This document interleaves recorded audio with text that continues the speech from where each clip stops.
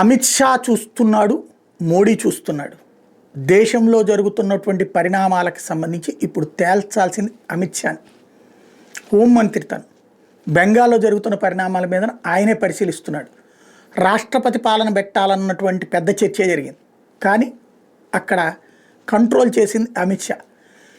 BSF బలగాలకు సంబంధించి కీలకమైన అధికారిని అక్కడికి పంపించాడు.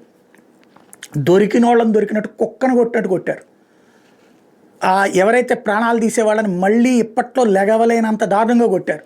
కనీసం టాయిలెట్కి వెళ్ళడానికి కూడా తిప్పలబడే లెక్కన కొట్టారు ఒక్కొక్కడికి. అత్యాచారాలు చేసిన వాళ్ళకైతే ఇక భవిష్యత్తులో వాడు ఆ సంసారానికి కూడా పనికిరాడు, ఆ లెవెల్లో కొట్టారు.